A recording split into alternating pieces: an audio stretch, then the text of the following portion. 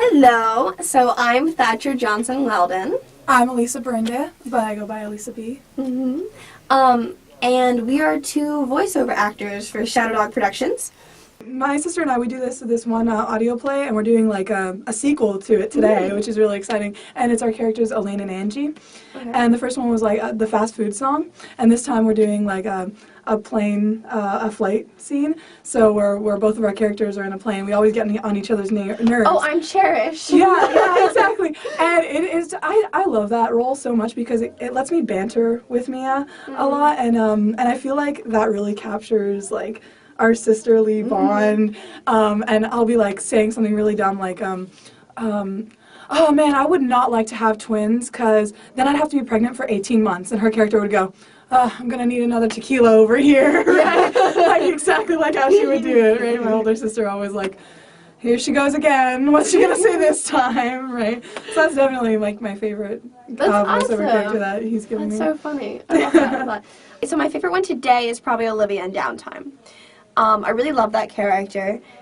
It's a very long audio play. Yeah. I don't remember how many pages it is, but it's very long. It's like the size of a feature film.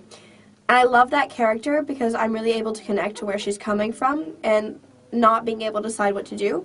I feel like the majority of the characters in that script like have what they believe and they are gung-ho for it and they would do anything to do that.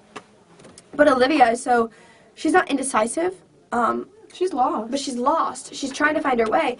And it's because she's trying to find the most reasonable and understandable thing. And she's always looking out for her little sister, which you will see in the play, right? And it's so heartwarming, especially since I like to think that my sister's always looking out for me. And I really connected with your character on that level, too. I think it's really interesting how all the characters are, like, on top of the game. They're all like 100 or nothing. Exactly. I think that's what makes the script work. Because a lot of times you see characters that are like, this person's 100 and this person's at like a 20, but having so many people that are at 100 is just a very interesting dynamic. And then, but it just like shows, like, I feel like a lot of people will be able to relate to your character because it feels like, especially at this age, like all of your friends have it down, and you're here like, what am I gonna do with my life? And everyone's like, oh yeah, I'm gonna go into music, I'm gonna go into math, I'm gonna go into science, and you're like, all right, so I'm gonna live. Hopefully, I mean, I don't know. Off of Chick-fil-A, definitely. But what am I gonna do on Sundays? So no. Oh, Sundays. Starve to death. There's nothing else to do. So for me, when it comes to screen acting versus voice acting, screen acting, you have to fully become the character. You have their physicality. If you're playing a real person, for example, like you have to research the heck out of it because you don't want to do that person injustice. Or if it's an accent or a type of person or just anything. Also, you have to play a character that's closer to you because there's only so much that character, like special effects and stuff can do or that a company will be willing to do. So I'm often cast as like the ingenue when it's screen acting. I'm always cast as like the girl and I'm always like the princess or the daughter or the younger sister or the girl that you expect to be good but isn't or whatever because I have I'm just an ingenue. I'm always cast as that. Whereas when it's voice acting, I've played a 12-year-old little boy, which obviously I don't look like. I don't think I look like a 12-year-old little boy. If I do, so. That'd be kind of bad. I'm almost 18 and I'm in college and I am indeed a female. So I don't think that's the best idea. But in voice acting I could do that. I've also played like a 40-year-old woman.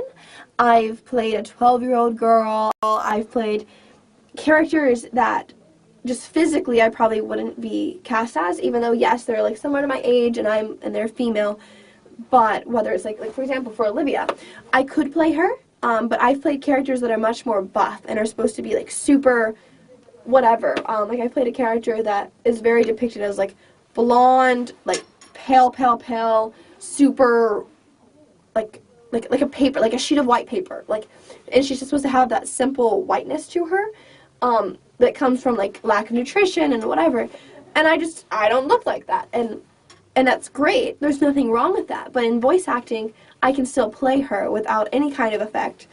I can come to the studio in sweatpants and a big t-shirt if I want to, and between takes I can be sipping on my hot chocolate and my brownies, and there's nothing wrong with that.